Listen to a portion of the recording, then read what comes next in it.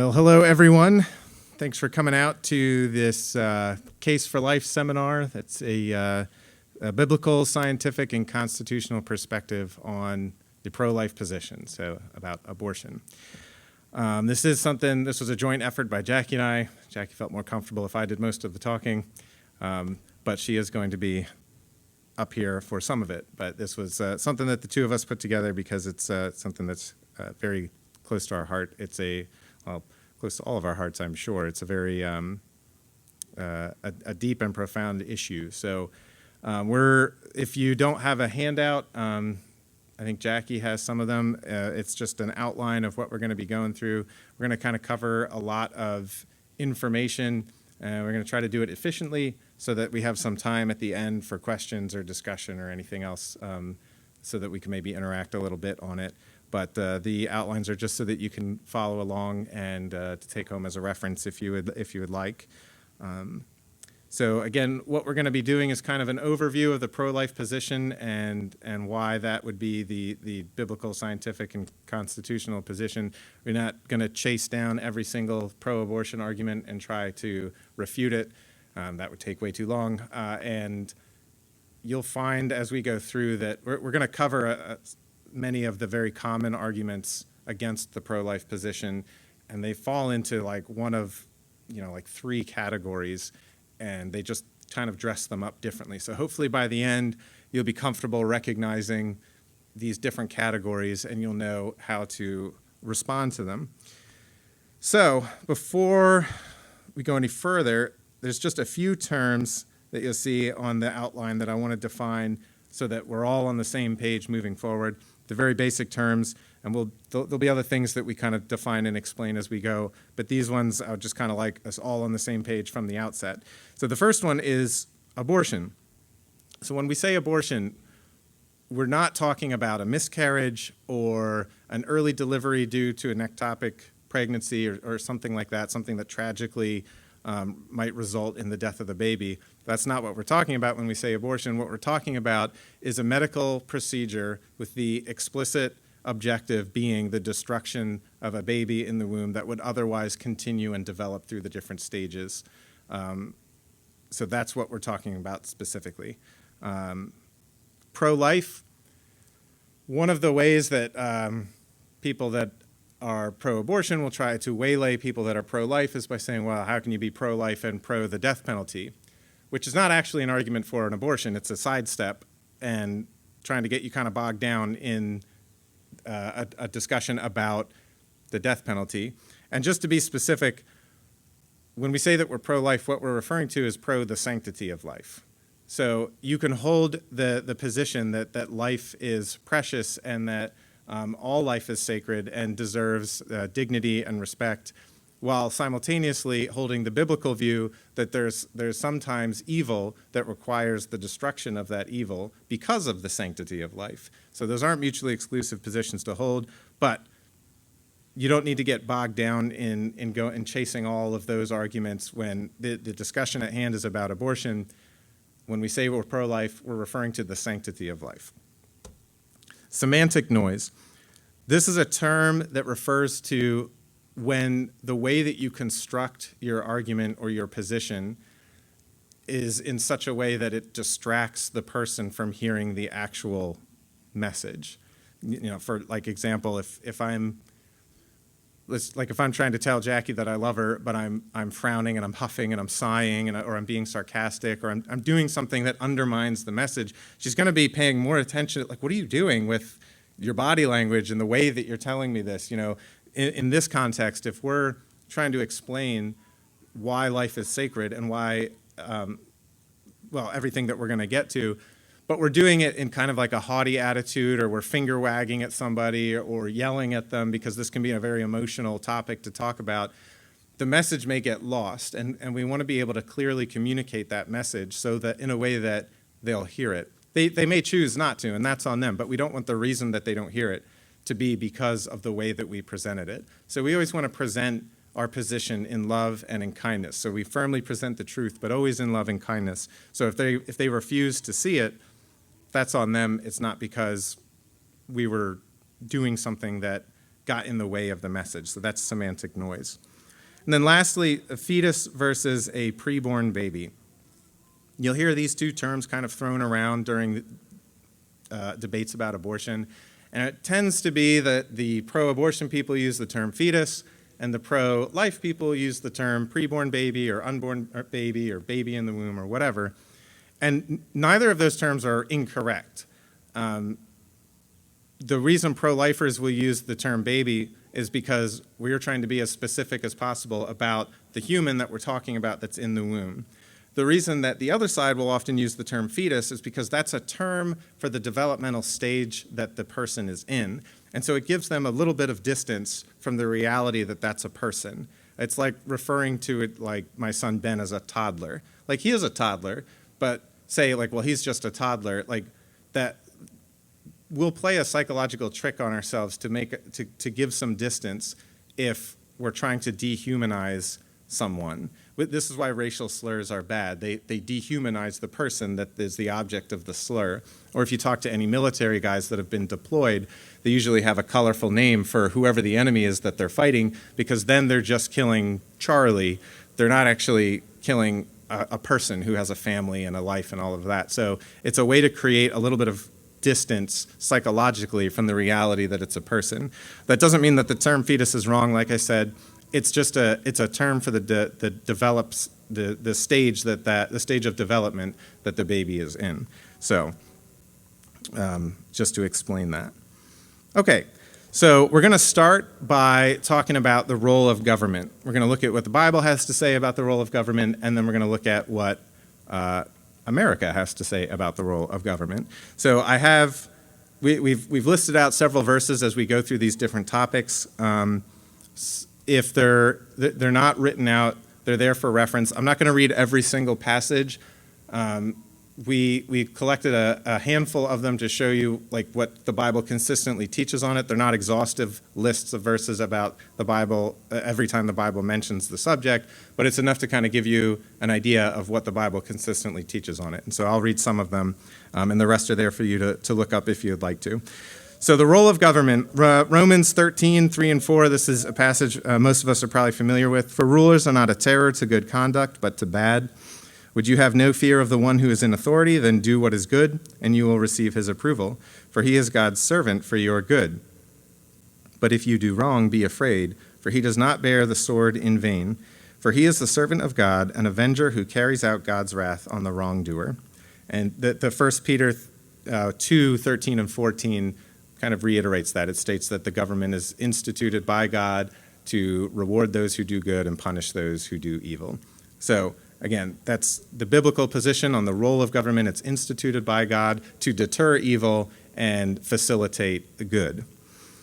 Now, our country specifically defines the government in the Declaration of Independence and in the Constitution. And in those documents, so the first one we'll look at is an excerpt from the beginning of the Declaration of Independence. Again, something that we're probably all familiar with, but just as a reminder, we hold these truths to be self-evident, that all men are created equal, that they are endowed by their Creator with certain unalienable rights, that among these are life, liberty, and the pursuit of happiness, that to secure these rights, governments are instituted among men, deriving their just powers from the consent of the governed. So in that very first document, the Declaration of Independence, the Founding Fathers stated that the purpose of government was to secure the rights of life, liberty, and the pursuit of happiness.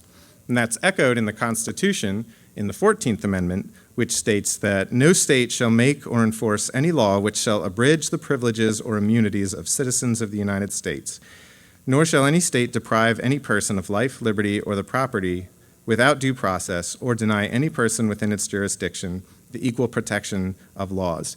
So you can see the biblical values that are reflected in what our Founding Fathers believed was the role of government. So in the interesting thing about this amendment, the wording, it starts off talking about citizens, but when it talks about the right to life, liberty, or property, it switches from citizens to persons.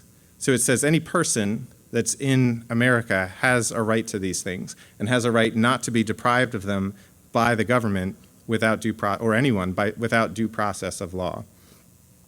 And that's important because the reason that this is such a hot issue right now is because of the overturning of Roe versus Wade. Everybody's aware of that. And we could spend a long time talking about that, but I'm just going to briefly touch on it. Roe versus Wade was terrible case law, and there's, like I said, a lot of reasons why it was terrible case law. We're not going to go through all of them tonight.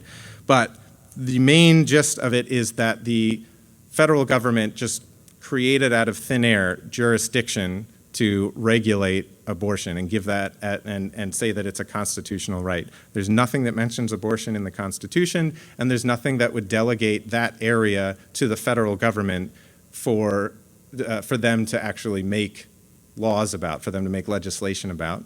In fact, the reason that it was overturned was because the 10th Amendment specifically says the areas that the federal government has jurisdiction over would be the areas that are explicitly laid out in the Constitution.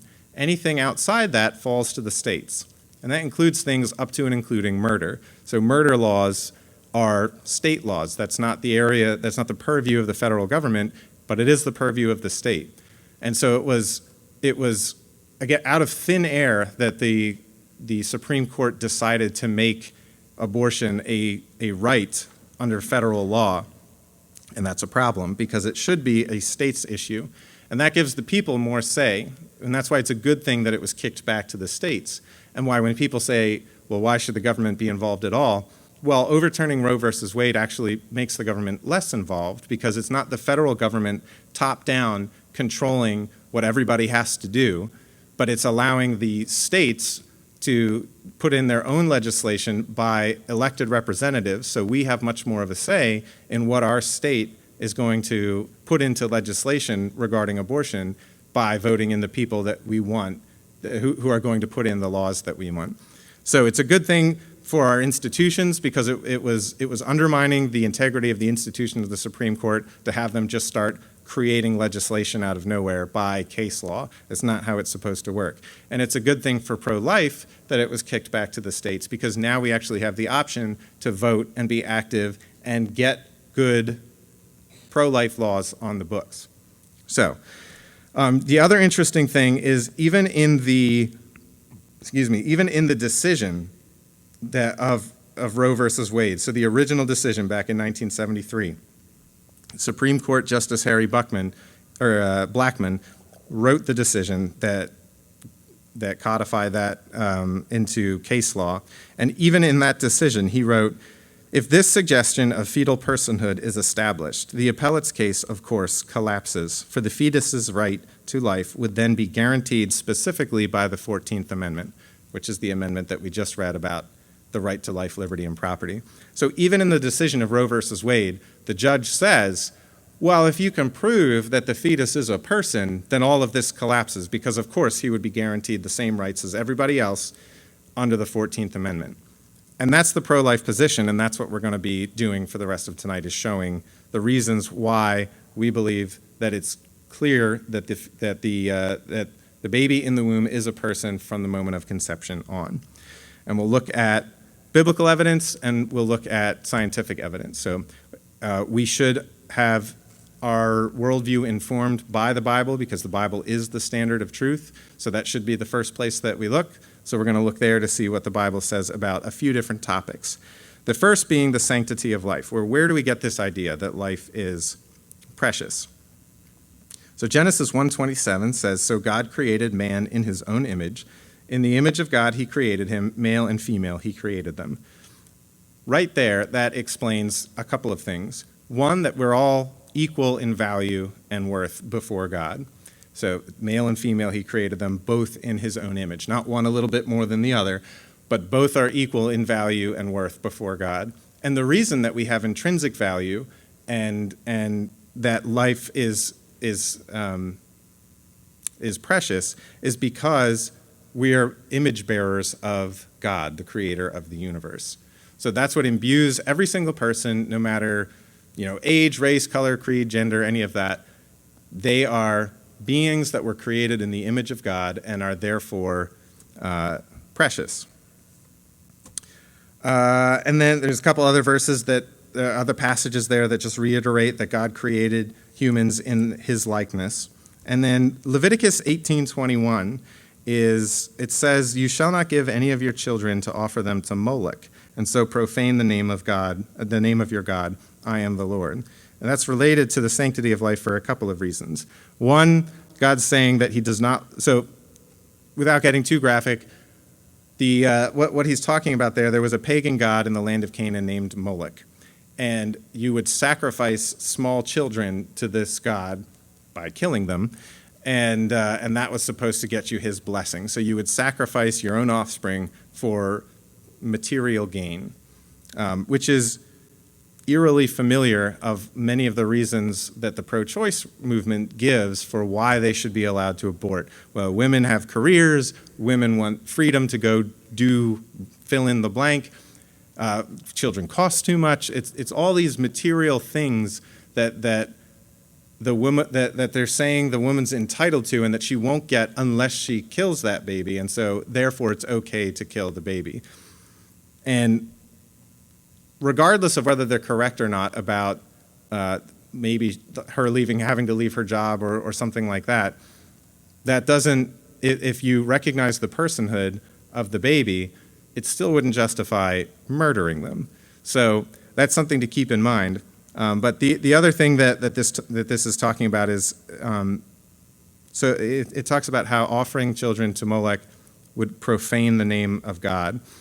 And that's because we are image bearers of God. So you're taking this sacred image bearer of God, and then you're killing it, which is bad, as we'll get into. But you are also offering it to a false god. So how heinous of an act could you get? But we're not far off in this culture because we sacrifice things all the time to the gods of material wealth. So now you may say, well, those were children that had already been born. They were out of the womb, and so it's different. All right, so let's look at what the Bible says about when life begins. So Psalm 139, 13 through 16 says, "For you formed my inward parts. You knitted me together in my mother's womb. I praise you, for I am fearfully and wonderfully made. Wonderful are your works. My soul knows it well. My frame was not hidden from you when I was being made in secret, intricately woven in the depths of the earth.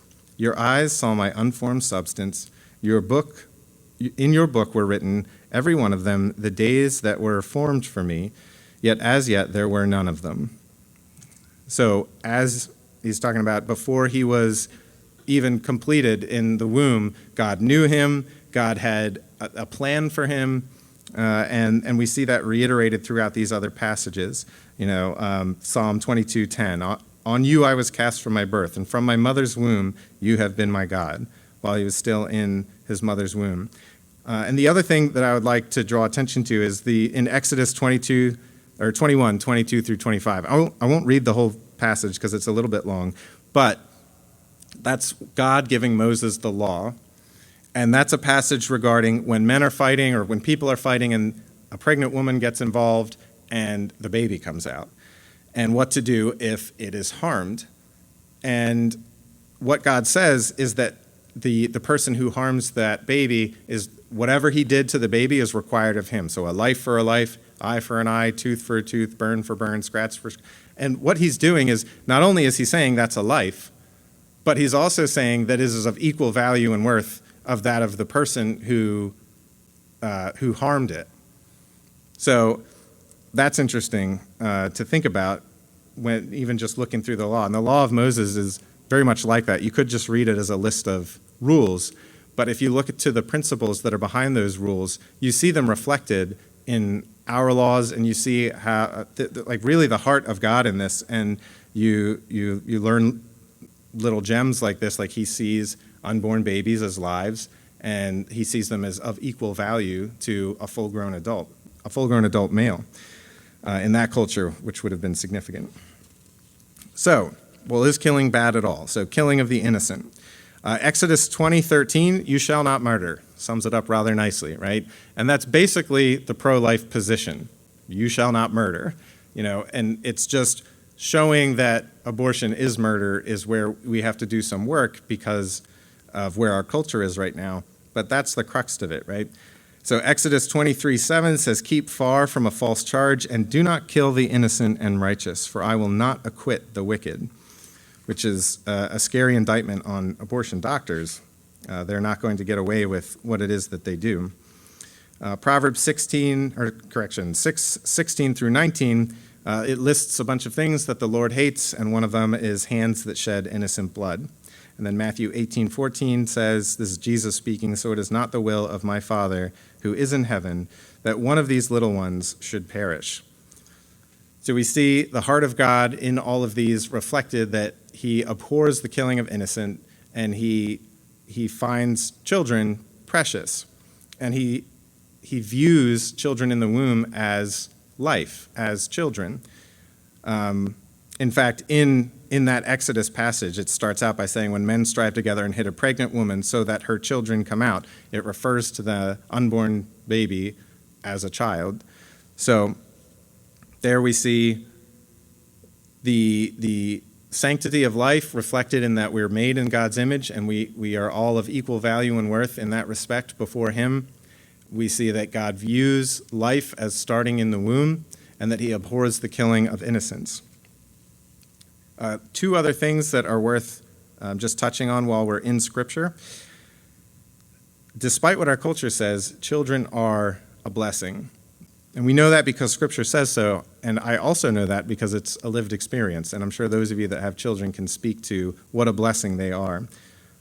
So Psalm 127, 3 through 5 says, behold, children are a heritage from the Lord, the fruit of the womb a reward. Like arrows in the hand of a warrior are the children of one's youth. Blessed is the man who fills his quiver with them. He shall not be put to shame when he speaks with his enemies at the gate. And that should be our view of children, that they are a blessing from God and that they are precious.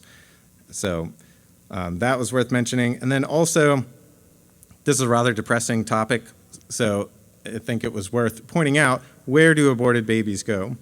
Well, 2 Samuel 12:23, this is, so David sinned against God, and his child became sick, and so he started fasting and praying and asking that God would heal him. And for whatever reason, God doesn't heal him, and the child dies. And they're really nervous to tell him that the child died, because if he's this upset before it happened, how upset will he be now that it's happened? And they tell him, and he just picks himself up, he dresses, he cleans himself, and he goes and gets something to eat. And they're like, what's up? And his response is, but now he is dead. Why should I fast? Can I bring him back again? I shall go to him, but he will not return to me. And it's that I shall go to him part that gives us some insight into what happens when infants die. David is saying that they go to heaven. So in that, not only is good news for us watching on the sidelines and seeing literally millions of babies being killed, which is not a good thing, but we can find some comfort in that they are going to heaven. But this is also important to share with people who have maybe gone through an abortion and are now struggling with that guilt. And this is another reason why when we engage with people on this topic, we need to do so with kindness and with love, because we don't know who we're talking to and what they've been through. And it could be, there's different categories of people on the pro-choice side, as we'll get into in a little bit. But some people are genuinely misled, and they don't know. And other people know, and they're just, well, evil people. But then other people are likely in this category where maybe they've had an abortion, and if they accept the pro-life position, then they have to face the guilt of what they did. And that might be incredibly difficult, and it could serve as a barrier to coming to the truth. But what we can offer them is good news. So the gospel is always good news. And part of that good news for a woman who's struggling with guilt about having gone through with an abortion, part of that good news is that there is nothing that she could have done that Jesus' death on the cross wouldn't cover. And not only does it cover it, but he asks us to lay our guilt at his feet. So it's not something that she should bear for the rest of her life. If she comes to Christ, he can take that guilt and that sorrow away and turn it into joy. And not only that, but one day, again, if she repents, gives her life to him, and puts her trust and faith in Jesus Christ, one day Jesus will introduce her to that child that she aborted.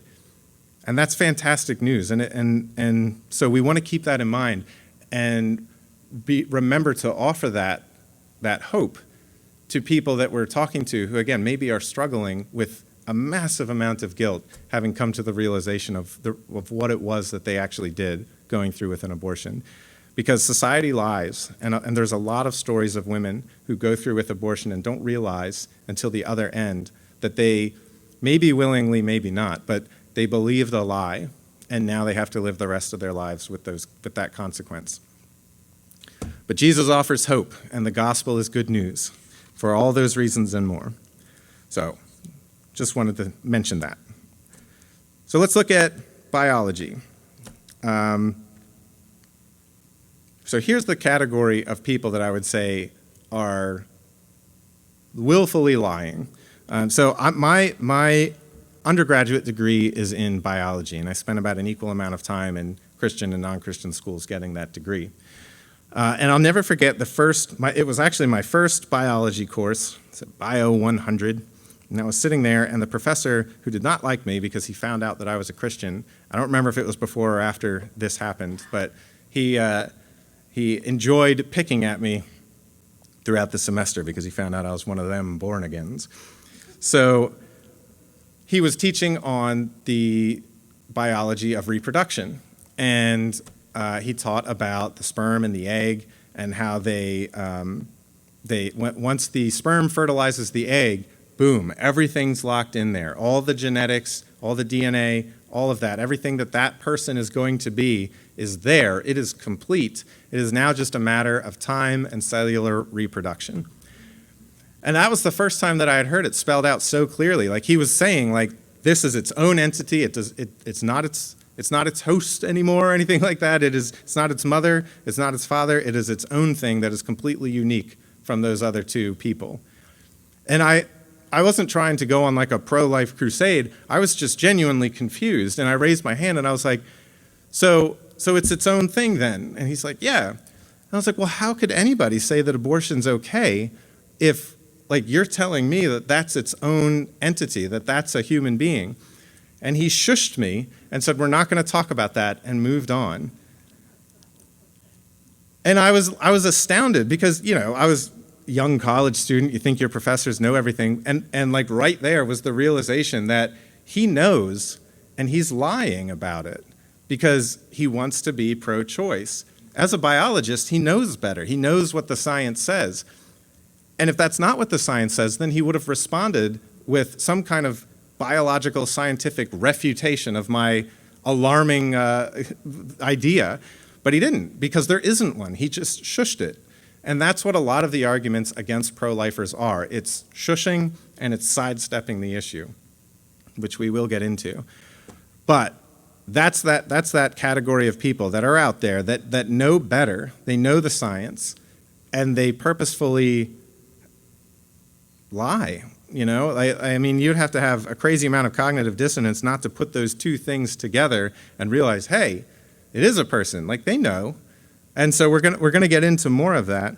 But I do want to share this quote from the American College of Pediatricians. So this is from a journal article that they published in 2017, and this is the abstract from that article. And it says, the predominance of human biological research confirms that human life begins at conception, fertilization. At fertilization, the human being emerges as a whole, genetically distinct, individuated, zygotic, living human organism, a member of the species Homo sapiens, needing only the proper environment in order to grow and develop.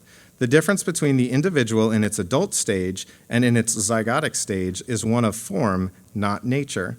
This statement focuses on the scientific evidence of when an individual becomes a human life. The zygote is referring to the fertilized egg that's been fertilized by the sperm. And they're saying right there, the only difference between that fertilized egg and an adult is one of form, not nature. Just like the only difference between like a toddler, again, and somebody who's gone through puberty, again, it's just a different stage. Their nature hasn't changed. It's the same thing. It's its own life. And then again, that's the American College of Pediatricians.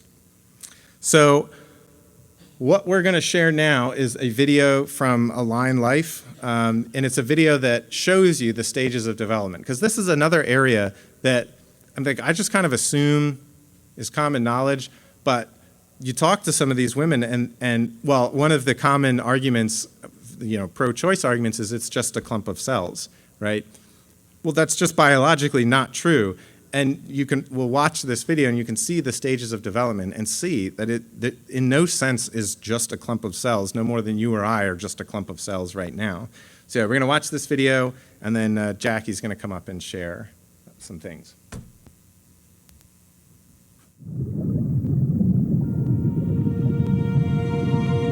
This is Olivia. Though she has yet to greet the outside world, she has already completed an amazing journey.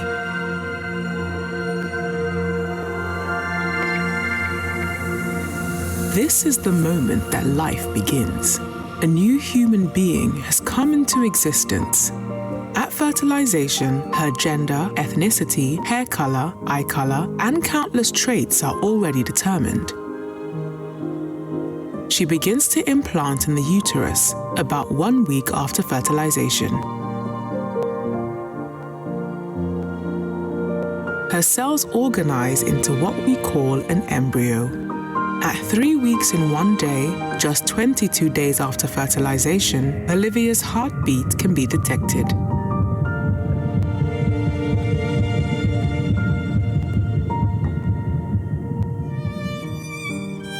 The buds of her arms and legs appear by 4 weeks.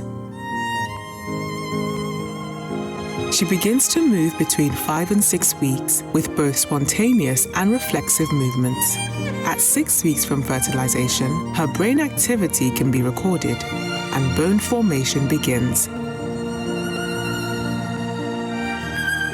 She can bring her hands together at 7.5 weeks, and separate fingers and toes emerge. She can also begin to hiccup.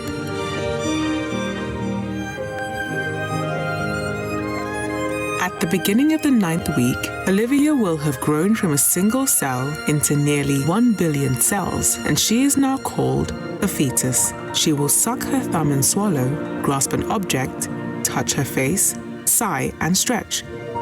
At 11 weeks, she is playing in the womb, moving her body and exploring her environment. Her taste bud cells have matured by week 12, but are still scattered throughout her mouth. Her mother will first sense Olivia's movements between 14 and 18 weeks, an event called quickening. Beginning at 18 weeks, ultrasounds show speaking movements in her voice box. Around 20 weeks, with a lot of help, babies have survived outside the womb. At 27 weeks, her eyes are responding to light. She can recognize her parents' voices and will even recognize lullabies and stories. Olivia has gone on an amazing journey during these last 9 months. She will soon signal to her mother that it is time for delivery and greet the outside world.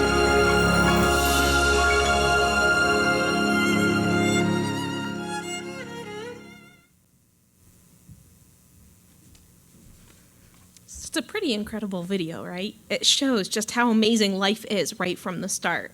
Now, we've all heard from people that are pro-abortion the my body, my choice argument. And so what we're really trying to relate tonight is that it's not a woman's body from the point of conception. It has a unique DNA. It's a life from that point. Recently, I had a friend tell me, I'm against abortion. I just haven't decided at what point it's wrong. So what we're trying to explain tonight is that science and the Bible, all arrows point to it being wrong from the point of conception when it's a unique person.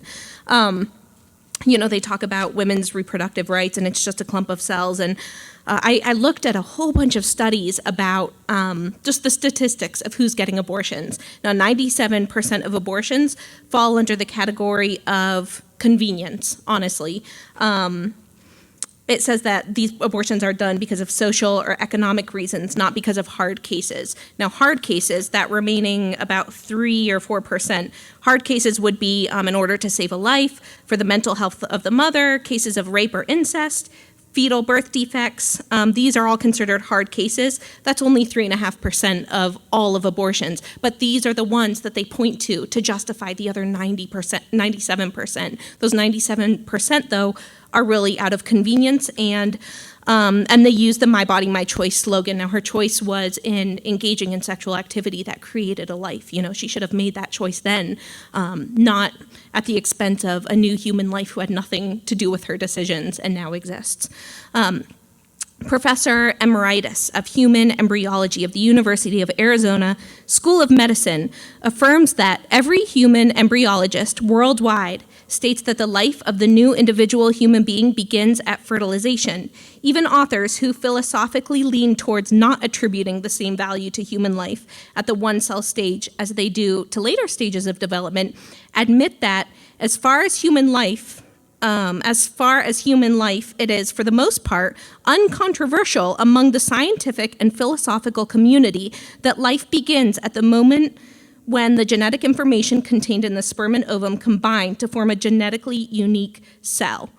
So don't get distracted with the "My Body, My Choice." Understand this is a unique human being. Even from the early start, people will say, "Oh, second trimester, then it's wrong. Third trimester, definitely wrong."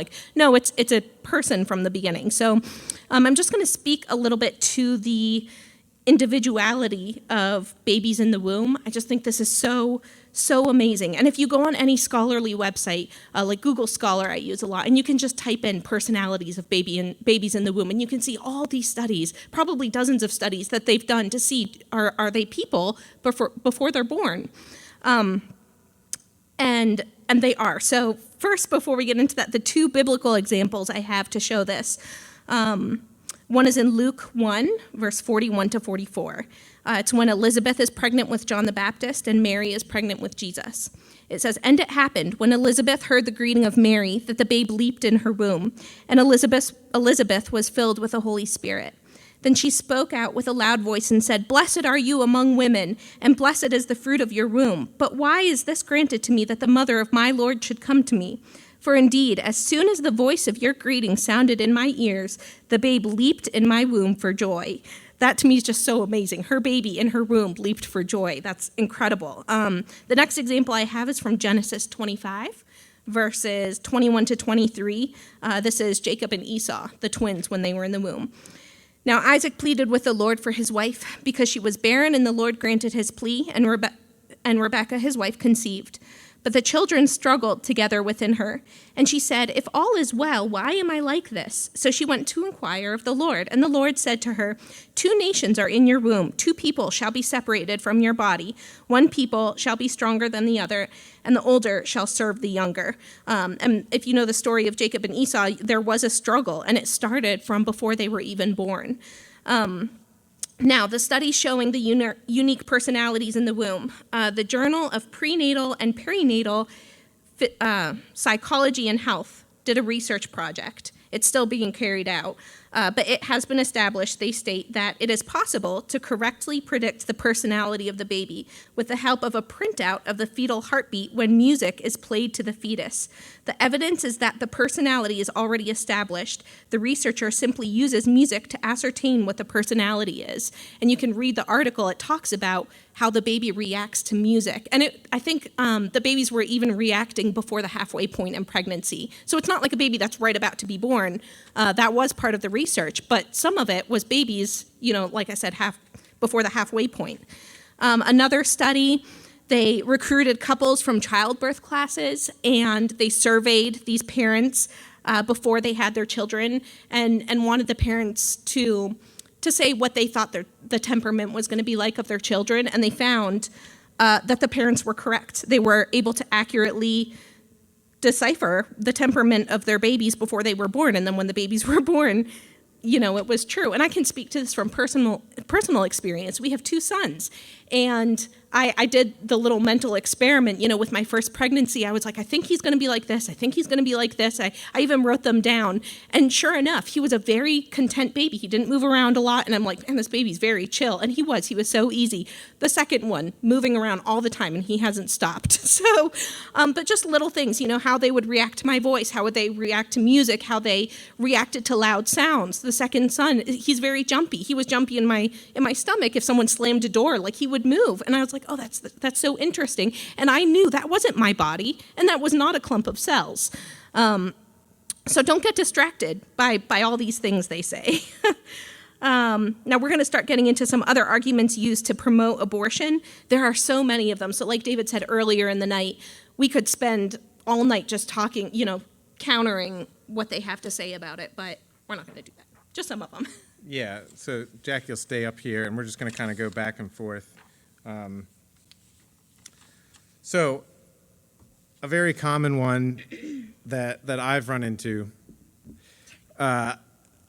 is this idea that the woman didn't consent to be pregnant. So in order to carry that pregnancy to term, it requires that the woman consent to that baby being in her uterus, and she's not required to consent. And so in the case where she doesn't consent, then she can have an abortion. Well, we'll notice a couple of things. One, it doesn't address the personhood of the baby. But the other thing is that it's wrong, because the consent did happen when she knowingly engaged in activity that could result in an innocent third party being in her uterus and requiring her for survival.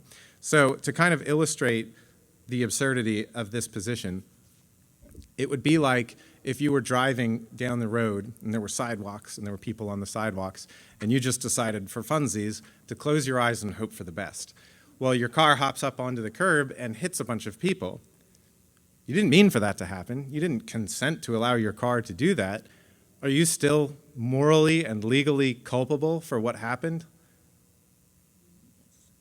Yes, because you engaged in activity that you knew could result in the harm of somebody else. Like you're free to drive your car wherever you want without government interference, but you're not free to drive it into people or in a way that could cause harm to other people, because now there's a third party that's been introduced, and in the context of that situation, it's an innocent third party. And so it's well within the government's purview to make laws and enforce laws that don't allow people to put innocent third parties at risk of serious bodily harm or death. That would include abortion, because the baby is that third party who is in that womb through no fault of its own. It's there as a direct result of decisions that the woman and whomever she slept with made. So this idea that the woman needs to consent to the pregnancy once, after conception has already taken place is absurd, and that's not a good argument. Now you might ask, what about cases of rape? So rape is one of the biggest ones that they'll use. Again, the study that I had cited, it surveyed more than 2.5 million women who had had abortions over a span of almost 25 years in America, but also nations across the world. And it found, now this is even on the high end compared to a lot of the studies I read, but in cases of rape, it's a 0.39% of abortions. So they're using less than 0.1 or less than 1% of abortions scenarios to justify the rest of them. Now, in cases of rape, we wouldn't say, because of the trauma of that scenario, it now justifies the murder of the innocent third party. No, we want the rapist to be, prosecuted to the fullest extent of the law and more. But in the case of rape, two wrongs don't make a right. And studies have shown that women who have abortion have a much, much higher rate of depression, PTSD, suicide, mental disorders, anxiety disorders. There's 2 studies, one from the Journal of Psychiatric Research, another from the Canadian Journal of Psychiatry. Both studies showed that a person's history for abortion was linked to a wide range of disorders, like I said, PTSD, panic attacks, bipolar depression, mania, and all kinds of substance abuse. So to tell a woman that she should abort her baby if she's been raped adds to the trauma that she now has to process. They found that women that end up carrying their baby to term and even putting it up for adoption, they don't struggle the same with the depression and the suicide and the anxiety. So yes, it's a tragic situation, and obviously, if we know anyone who's going through this, like, we should have a heart of compassion for her. But there is healing, like David talked about, through Christ, and telling her she should abort her baby just adds to the trauma that she now has to process. One other thing about that I thought was interesting was the study said that the effects of the depression get worse over time. So a lot of times a woman will have an abortion and she may not regret it immediately, but after 2 years or 5 years or 10 years, it kind of snowballs and it gets worse and worse and worse and harder for her to process. That was one thing I found pretty surprising, because you would think maybe she'd regret it at first and then time would heal it, but it was kind of the opposite in the studies that I had read. You shuffled my paper. I believe the next one is basically comparing this idea that, like, well, we wouldn't compel somebody to give a blood transfusion or compel somebody to give their kidney to somebody who needed a kidney. So why would we compel a woman to facilitate the growth of this baby? Which, again, assumes that the baby has imposed itself on the woman through no activity of the woman's, when, again, it's the other way around. And so it's just kind of another version of that consent argument. It sidesteps the personhood, and it makes it about the imposition on the woman and completely discounts the fact that the reason that it's there is through activity that the woman engaged in. The woman put the baby there. The baby didn't just climb on up in there. Like, that was something that it had no say in the matter of, and so that's important to factor in. So we would say that if the person required those things because of direct behavior on your part, then you would be morally responsible to make it right, and that's more alike like what we're talking about in the case of pregnancies. Jackie's next, but I don't know what it is because she took my paper. The next one that we've heard a lot is people say, the mother is too poor to support the baby, or she would have to put the baby up for adoption and it would be an orphan. First of all, children are always a blessing, but I just want to read a Bible verse, Proverbs 22:2. The rich and the poor have this in common. The Lord is maker of them all. So to, project the circumstances that a child may or may not grow up in as a reason to murder it just obviously doesn't work. If you're pro-life, then you should pay for or adopt all the unwanted babies. This is, again, an argument that sidesteps the main issue, which is that we're talking about a person who has the right to life like everybody else does, protected under the Constitution. And to show the absurdity of that argument, just change it from babies to something else. We could use if there was someone who was going around and rounding up all the undocumented immigrants and killing them, and we were like, you can't do that. Those are people. And they said, well, unless you're willing to take them in and pay for them and get them a job and pay for them to become citizens, I have the right to continue killing them. We would say, that's absurd. Like, of course you don't, because they're a person and they have those protections that are enumerated in the 14th Amendment. But that's exactly what this argument does with babies. Like, well, unless you're going to take them in, then I get to kill them. No, you don't. And not to mention, religious people do those things: adoption, foster care, donating to organizations that reach out to these babies and these mothers in far greater numbers than people that are not religious. But anybody that does that, anybody who adopts, fosters, are heroes for sure, and that's not to discount the people that do that. It's amazing, and I have the utmost respect for people that adopt and foster and give to these organizations who dedicate their lives to these voiceless people. But certainly, even if you don't do that thing that would be morally good, it would not justify morally, legally, or otherwise, well, now I get to kill that person.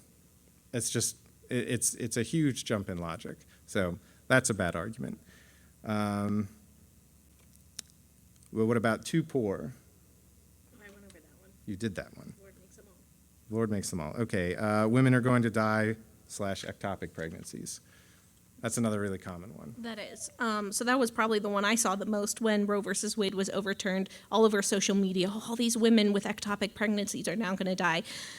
Again, another traumatic situation, but the healthcare professionals in those scenarios can do everything within their power to save 2 lives. The intent is not to go murder a perfectly healthy, growing life. And in all the states that have now banned abortion completely, I believe there's 13 that have completely banned abortion, and then there's a whole lot more that are very close. But in all of those states, they make provisions to make sure that women with ectopic pregnancies or who are having miscarriages still get the treatment that they need. You know, it's not a life that had a chance, so there are measures they have to take to save as many lives as possible.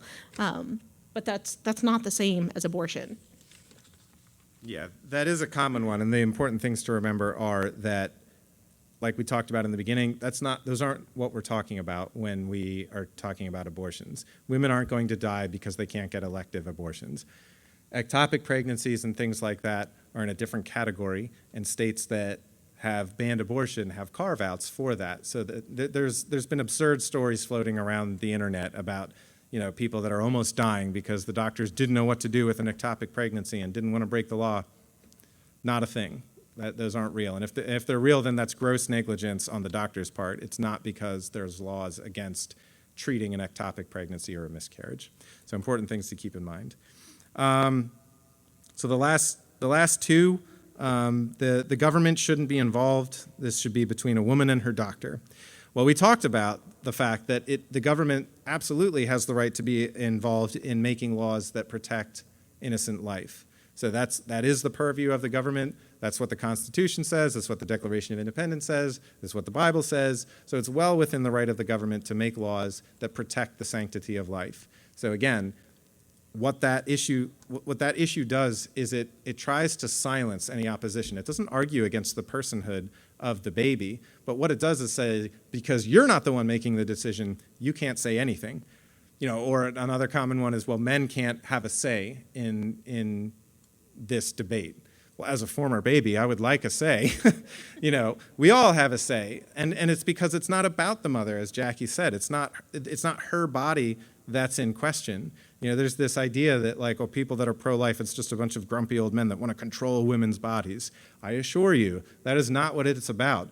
Nobody wants to control them any more than you would want to control a murderer, say, from you want to control them to the capacity that you're keeping them from murdering, but there's no interest in controlling that murderer's body. It's just a law protecting the innocent third party, and that's exactly what abortion laws are about. It's not about the mother. It's so hard for us to take our eyes off ourselves in this culture and recognize that this is about somebody else.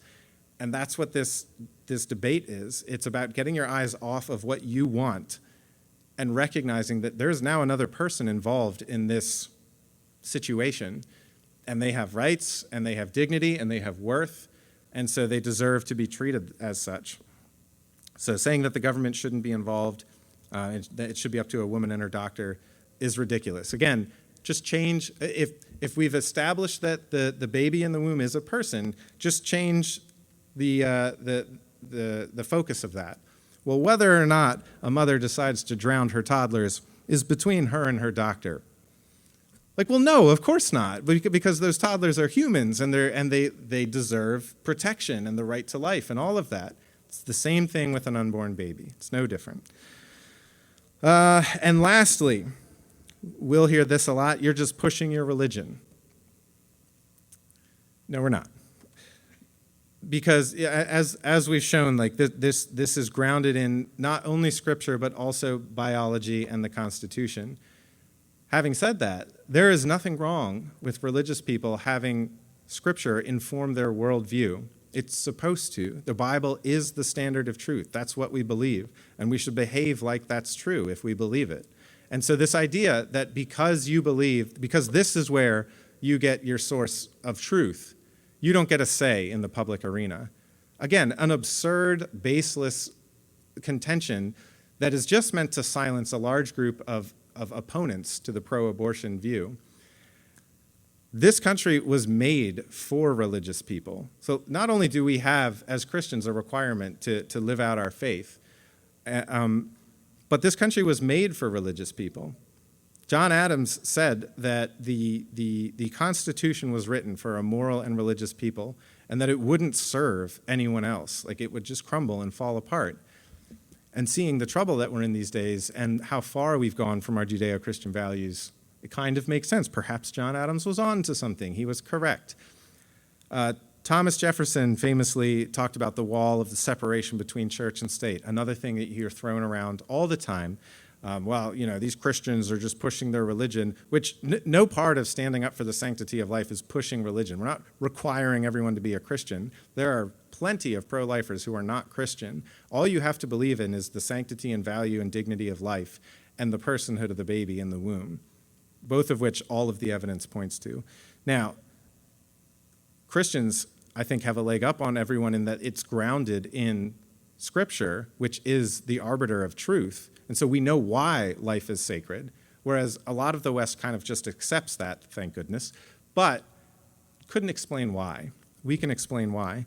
But having said that, so the separation of church and state was not meant to keep religious people out of government. What it was is Thomas Jefferson was talking about keeping the government from instituting a religion. So it was to keep a government-instituted church out of the question, because that's what was going on with England, with the Church of England. It was a government-controlled religion. He would have thought it absurd if somebody said, "Oh, so you mean that religion, people's beliefs, shouldn't inform their politics at all?" Of course not. If you've read any of the Founding Fathers' documents, the Constitution, the Declaration of Independence, the Federalist Papers, all of these things are riddled with Judeo-Christian values, sometimes directly referring to God or Scripture or something like that. The Declaration of Independence talks about rights endowed by the Creator. Well, that certainly sounds religious to me, but so what we're not doing is trying to mandate government-instituted religion. That would be a violation of that church and state principle. We're living out our Christian values, and we're standing up for the sanctity of life, and we're giving a voice to a group of people that don't have a voice because they can't speak for themselves. And we should not feel cowed into silence because somebody throws out this idea of separation of church and state, or you're just pushing your religion. It's a tactic where they're attacking the person that holds the position instead of the position itself. So that does nothing to explain why the baby's not a person or anything like that. It's just supposed to be, you can't have a say because you're religious. This country was made for religious people. And so we should be being salt and light in our culture, and we should be standing up for the value and dignity of life, and there's nothing wrong with that. And we should be bold, but we should be speaking the truth in love and in kindness. So we shouldn't be nasty about it, but we shouldn't be timid about it either. So hopefully, Jackie, share any closing thoughts that she has, and then we can open it up to questions or discussion if anyone has anything they want to bring up. But hopefully tonight helped kind of organize some of these ideas in your mind and solidify why the pro-life position really is the only consistent, logical position, and how we can take that into the culture, into our lives, our workplaces, and be bold about talking about it. Like, you don't have to be obnoxious, but, there's a lot of people being obnoxious right now. We don't have to be one of them, or we don't have to just respond in like kind. We should respond in love and in kindness. But we shouldn't be timid. We should certainly be firm and confident in why we believe what we believe and knowing what we believe. So hopefully tonight helped to that end. I don't know if Jackie has anything. Yeah, I just want to reiterate again, we're, as Christians, we want to support the mothers and be compassionate towards them, but we also have to share the truth and tell people what the truth is. If they have viewpoints that are errorous, it's going to harm women who don't know any different. A lot of women get abortions. They're not intending to be murderers. They don't have bad intent, but they're told it's a clump of cells and they believe it. So they go ahead with it, So we need to have compassion towards those women and understand that a lot of them don't understand. But that's why it is so important to have a voice about this issue. You don't have to be an expert in anything because this is about human lives. Now, that video we showed was from a nonprofit organization called Live Action. They're a great resource. They're really paving the way for the pro-life movement right now. They're interviewing doctors and scientists and putting out videos like that. Now, that entire organization was started by a 15-year-old girl in her living room. She was passionate about the topic of abortion, so her and her friends got together and they just started doing seminars on what abortion is. And now it's like I said, it's paving the way for the pro-life movement because it's just a great place to get resources, and it's teaching people about what the truth is. So we just want to encourage you guys, have compassion, but speak the truth in love because it's more important that Jesus changes hearts than people just, stop having abortions. We would ideally like God to touch them. So. Yeah, if we're being light, then the darkness can't be in the same place, and what we just need to do is shed light on this topic. So appreciate everybody being a good audience. There's so many angles that we could have approached this. I'm sure there are things that maybe you had in mind that we didn't cover. Are there any questions or any points of discussion? Can I just Google that Live Action to get that video? Liveaction.org. Yep, it's actually on. It's easier to find on YouTube. It's called Meet Baby Olivia, I believe is her name. But it's easier to find on YouTube. And on YouTube, they have dozens of other videos, too, that are really cool. Meet Baby Olivia. Mm-hmm. Yeah, the question was for anybody listening or watching online, how to find Live Action and get those resources. So yeah, either Googling Live Action or going to liveaction.org or going to YouTube and just searching Meet Baby Olivia. I was talking with a pastor, and I was asking her. Opinion. Her? Yeah, I was asking her opinion about on Friday because she said it was a sad day, and I asked her position, and she says she is both. She is pro-life and pro-choice. Well, she is neither pro-life nor a pastor, but. Yeah, well, so there is this group of Christians that wants to ride the fence and say that like all are welcome here. It's a tough topic. Who's to say when life begins? So all are welcome. Pro-life, pro-choice. This is a safe space. Ridiculous for a Christian to try to take that position. Not only is it cowardly because they're just refusing to take a stance. You need to pick one, but it's also in direct contradiction to what Scripture clearly teaches. So I would definitely take issue with somebody who says that, who claims to be a pastor and says that they're pro-life and pro-choice. And additionally, she's not loving women who are seeking abortions. Like I said, there's all those studies about how it affects them long term. So you're really not loving them by not sharing the truth with them. You're saying, it's okay, do whatever you want, but then they have to live with these ramifications for the rest of their lives. So I've spoken to people who have said similar things, and they say, I'm against abortion, but other people can have them. And it's like, well, if you think that it's a life, then you have to be against it for you and for other people. You would never say like I'm against something awful, torture or murder, but other people can do it. That's essentially what they're saying. So I think if you help them think through these things a little bit and see that it's really unloving to not stand for truth in those scenarios, like you're not loving the women by letting them be deceived. Yeah, pastors are in a tough spot because this is not a popular issue. It's not going to be one that necessarily fills the pews, so to speak. But that's part of the calling of a pastor is to make those tough choices and stand for what God's word says. So if somebody tried to take that position, I would take to them the passages that we went over and the science that we went over and say, well, what do you do with this?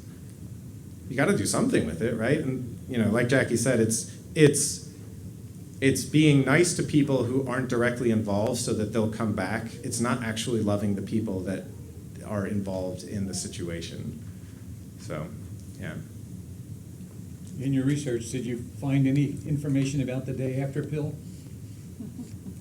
So the question's about the day after pill. What about it?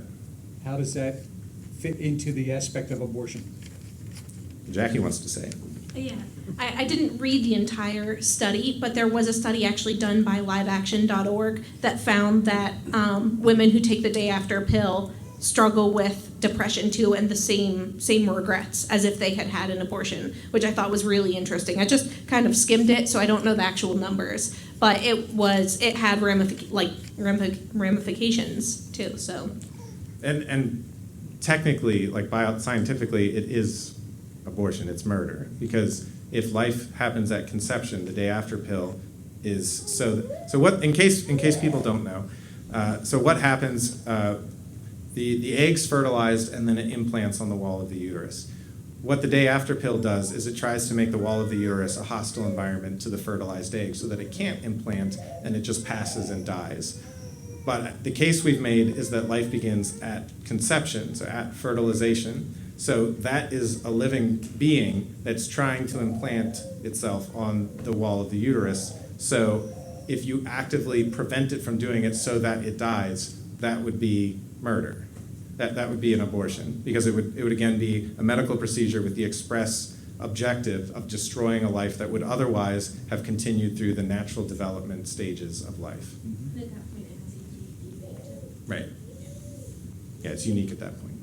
Isn't that pro-choice crowds are trying to say that the next step is then they're going to go after contraception? Isn't that what they're speaking of? So, yes, and contraception is different. So this is something that is important to have to make a distinction about.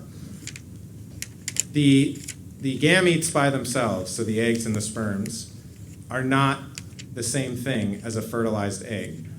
Those are the building blocks of life. And so you can think about it like this. Apart, they have the potential to be life. Once the egg's fertilized, it is now life with potential. So most forms of contraception prevent the sperm from fertilizing the egg. That wouldn't be murder, because it's not a unique life at that point. A sperm's not a unique human, and an egg's not a unique human. An egg that's been fertilized by a sperm is a unique human. So if the process is blocked before it gets to the point of fertilization, that wouldn't be destroying a life that would have otherwise gone through the natural cycles.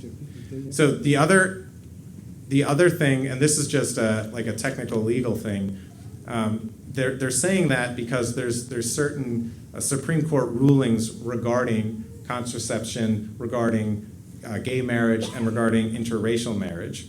And they're saying, well, they're going to overturn it on the same grounds. And the only justice who had the stones to say it was Clarence Thomas in his concurrent opinion. And he said basically, yes, that we could overturn those things and we should overturn those things. But it wasn't because he's against contraception, against gay marriage, or against interracial marriage. He's part of an interracial marriage. So it was because he believes constitutionally the federal government doesn't have grounds to start legislating those areas of life, and they should be delegated to the states. Now, states should enact the laws that would allow for those, like that's what I would vote for, but that's not the same thing as saying I'm against interracial marriage. Like if you're saying, well, the federal government shouldn't be defining what marriage is. Like that's a reasonable contention to make, because it's not something that's delegated to the jurisdiction of the federal government in the Constitution. So constitutionally, that's correct. But that's not the same thing as saying I'm against interracial marriage. Does that make sense? Mm-hmm. It's an important distinction to make, because they could point to Clarence Thomas's decision and say, look, he wants to outlaw gay marriage, and that's not what he's saying. He's saying, no, the federal government just shouldn't have an opinion on marriage, which I would agree with. But that's not the same thing as saying I'm against those forms of marriages. You know what I'm saying? You in the back. Yes, me in the back. So I think you've heard this argument probably, and sometimes it comes from antagonistic non-Christians, but also comes from, I would say, somewhat ignorant Christians, or those that would define themselves as Christians. And it comes from Genesis chapter 2, verse 7, Yeah.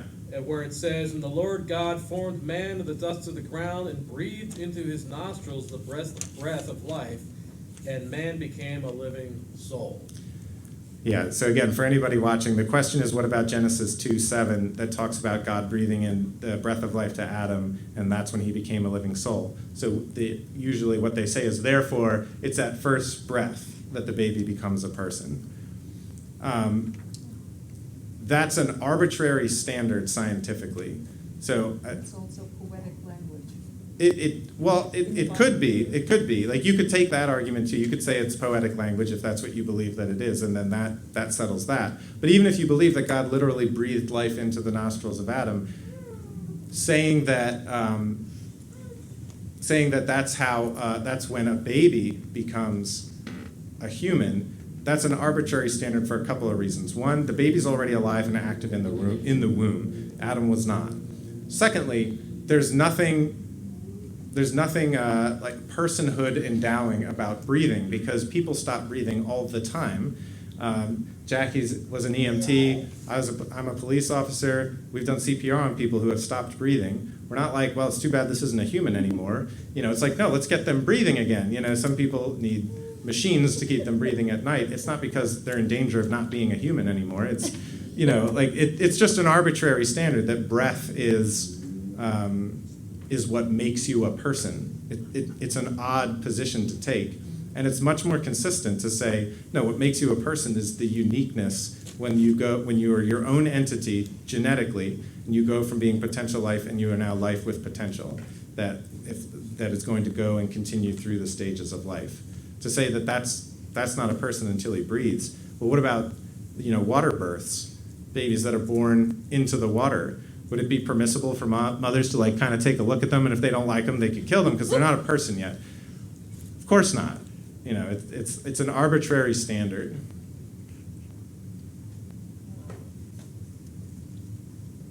Anyone else? Isn't there an argument, though, as well, that the baby, while in the uterus, is receiving oxygen through? Sure. So they are, in a sense, though they're not breathing, and as they Which is why it's arbitrary, because it's just the exercise of those lungs. Mark made the point that babies are getting oxygen in the womb through other means, so oxygen is still keeping them alive. It's just they go from one stage to another, just like adolescence changes your body and certain things function in ways they didn't before. That doesn't make you more of a human at that point, right? It's just a natural stage of development that a live human goes through. It wouldn't be a hiccup, it'd be a throw up then. What's that? It wouldn't be a hiccup, it'd be a throw up. A throw up, yeah.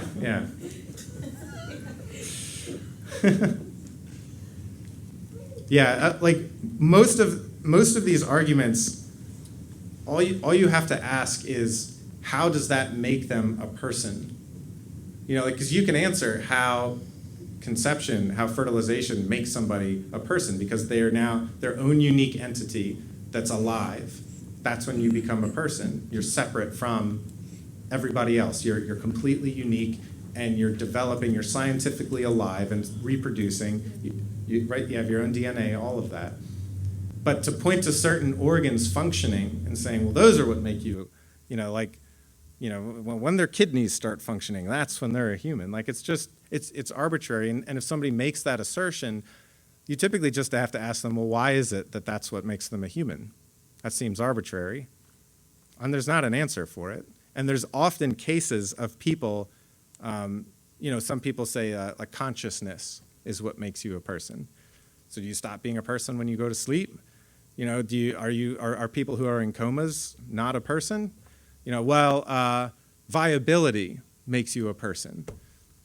Well, neither of our kids are independently viable. They would die in a matter of minutes if we just left them to themselves. But not only that, but think of people that are on that require life-saving medication, or they're on machines to keep them alive so that they can heal.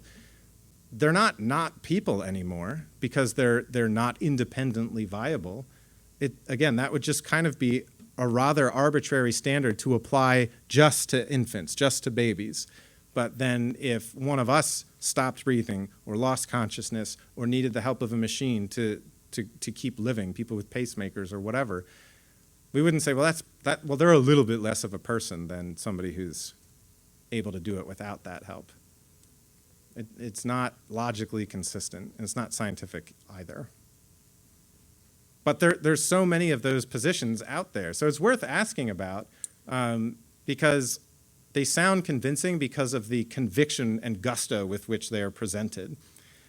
And that's why we need to do more of these kinds of things where we get them out in the open. It's like, well, I heard this and I'm not sure how to respond. Like that's a good thing to ask because there's a response, and it probably falls into one of the categories that we talked about.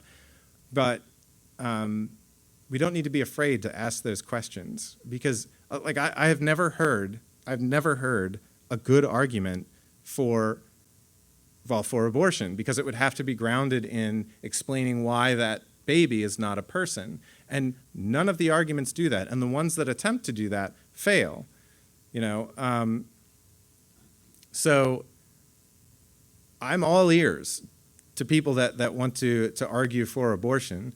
We shouldn't be timid about engaging in conversation because, again, they're either going to sidestep or present some kind of arbitrary standard, and we just have to identify that and respond to it. And if it's a fantastic argument that you've never heard before and you're not sure what the answer is, that's okay. Go research. Go ask somebody who knows more than you do. Like, I didn't just walk up here and start talking. Like, Jackie and I did research. So don't be afraid to engage with people and hear them out. But most people don't have it straight in their head. They just have a few tropes that they're used to hearing all the time, and they surround themselves with people who agree. Like Jackie in particular has been posting a lot of pro-life posts, and so like we'll see something about like an argument for that women are going to be dying, and then she'll post refuting that, and she'll share other posts explaining things to people who think that women are going to start dying or something like that, who don't understand the issue of abortion, or she'll be posting about how the baby is a unique life in the womb. And she's gotten locked out of being able to comment on pro-choice things. Like, her stories are pushed down to the bottom. That is not something that should happen if we're not afraid of open discourse. That's only something that happens when you can't argue, you just try to silence.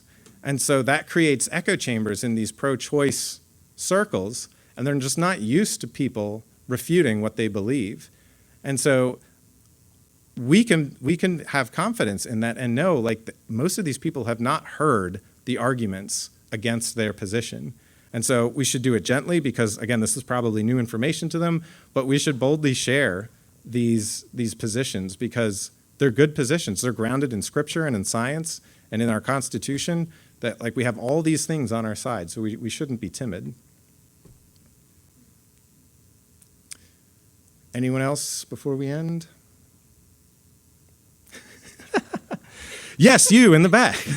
I'm that person. Yeah. So since, and Jackie, you kind of addressed this when you said that 0.39% of abortions are from those that came from rape. And that was the highest number I could find for that statistic. Most of them were 0.1 or 0.01. But this was the broadest, most extensive study I could find. It was international and decades long. And it was, I don't think that's his question. I'm sorry, what was your question? I like that. That was good. Yeah, thanks. Well, since the Roe v. Wade decision, a couple weeks ago, I've seen two stories pop up on news sources, one of which I think was the Drudge Report, which is, I don't know how many are familiar with that website, but it's totally has a liberal slant now. Did not used to. Yeah. But they presented two stories, one of an 8-year-old who was pregnant through rape, and then one of a 10-year-old. And so these are emotional arguments. Mm-hmm. And it is if it's something that is a reality, that's a horrible situation for that Yeah. person to be in. And so I guess the question would be, how do we respond to something like that? And I can only Yeah. imagine what are the percentages of that happening? Right, It has to be exactly. absolutely minuscule, but still something, I guess, Yeah. is technically possible. So. Yeah, so it is possible, and So for anyone online, in case you couldn't hear, he's asking about the cases where, you know, an 8-year-old or a 10-year-old is pregnant from rape, because I saw some of those news stories too. First of all, well, like I said, it adds to her trauma by having her go through an abortion, because what if she finds out later in life that is a human, and she should, if she's searching for truth. I'm sure it's going to weigh on her. And now she has to deal with the trauma that was done to her in adolescence, and then I can't even imagine the weight of thinking that you killed your own baby. Liveaction.org, it just interviewed, it was so powerful. I was listening to it the other day. They interviewed a woman who was an adult. She said she went to enlist in the military and she needed her birth certificate for it. Well, when she got her birth certificate, she realized that her mom was 11 years old when she had hers, and it came out. She asked her mom about that. She said, "Why were you so young?" It was a rape case. And that whole story, she said it just gave her a new understanding for life and appreciation for her own mother to choose life for her. And they interviewed the mom too, and she said, "I didn't even think twice. You know, I knew that it was a life inside me, and it didn't have anything to do with the rapist, you know." Like that was a horrible tragedy, but it wasn't the baby's fault. And so the mom was saying, like, I knew that I had to have this baby. But it was just such a powerful story. I would encourage you guys. She was actually, she's a Pennsylvania politician, and I can't remember the name. But Kathy Barnett, there you go. So look up the story of Kathy Barnett. She's a politician in our own state who was conceived out of a rape case when her mom was a child. So I would say, you know, the baby doesn't have any less value because of the circumstances in which it was formed. If that answers your question. Fantastic. Well, we're a little past 8:30 now, so we'll end it there. We'll be around if you do want to keep talking, or if you have any other questions or anything, we're here to talk. So thank you, everybody, for coming out to this. Thank you, everybody who is watching. Hope it was helpful.